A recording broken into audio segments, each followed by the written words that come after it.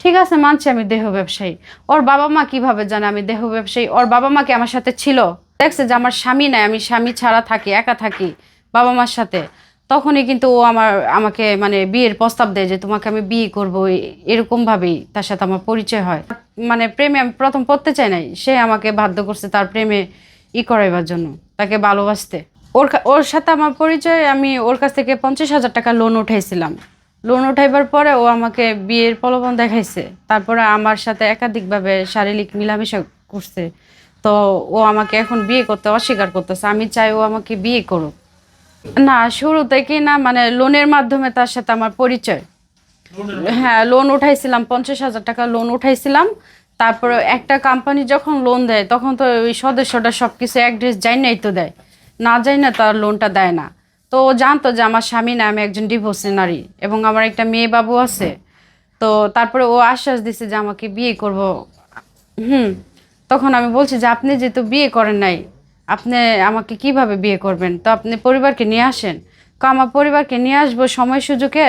তা আমি তোমার অনেক পছন্দ করি, এইভাবে মানে একাধিক তার আমার ওইটা আমার হাজবেন্ডে মানে আগের বিষয়টা আমি সামনে আনতে চাই না, এটা ওদের ব্যক্তিগতভাবে, এটা ওদের নিষেধ। আর এখানে আমাদের কারোরই সমস্যা ছিল না, এটা আমার ভাগ্যে ছিল না, কপালে ছিল না।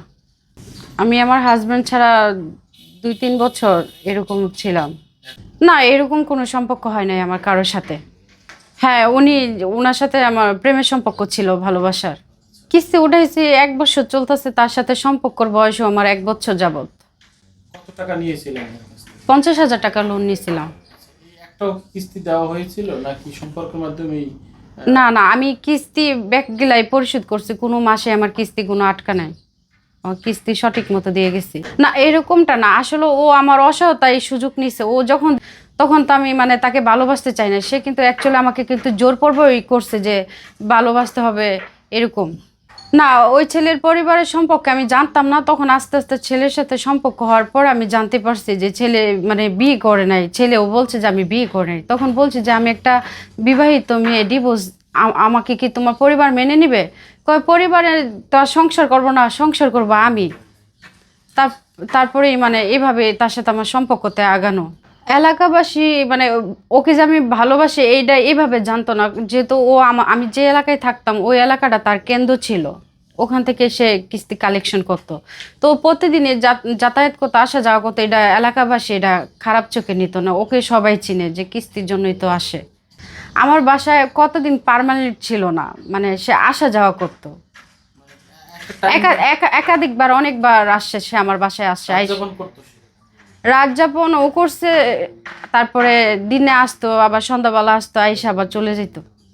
ও একটা বিন পুরুষের আপনি একটা রাত বা দুটো রাত এবং একাধিক রাত আপনি একসাথে ছিলেন, এটা আপনার সাথে আপনার কি ভুল ছিল না? হ্যাঁ, ভুল তো মনে করেন, ভালোবাসলে এখানে তো তখন একটা মানুষের অন্ধ বানায় লাই, বুঝছেন, ভালোবাসা অন্ধ বানায়লা।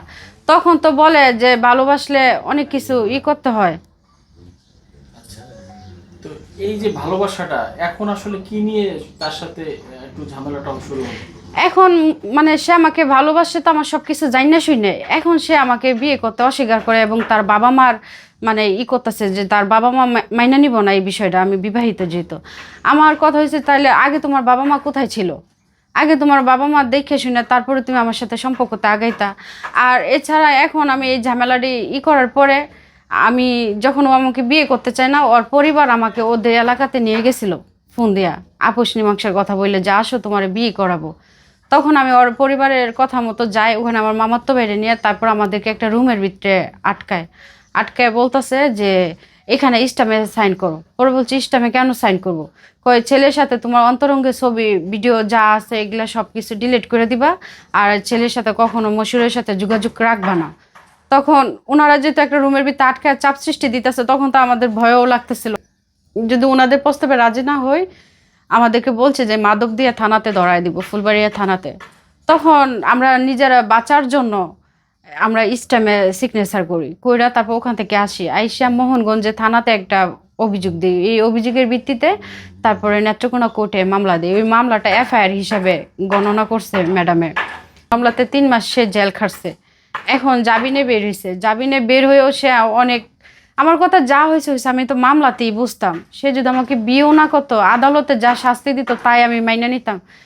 সে তো জামিন থেকে বের হয়েও আমার বলতেছে আমি তোমাকে চাই, বিয়ে করবো, এই সেই ডেহেডা। পরে বলছে তাহলে তোমার পরিবার নিয়ে আসো, আমাকে বিয়ে করো। কয় আমার একটু সময় দাও, পরিবারকে বুঝায়। আবার ওর পরিবার বলে উল্টাপাল্টা কথা বলে আমার সম্পর্কে, খারাপ ধারণা, বলে আমি ভালো না, আমি খারাপ। পরে বলছে আমি ভালো না খারাপ আপনার আমার এলাকায় আসেন, এসে যাচাই করে দেখেন আমি ভালো না খারাপ।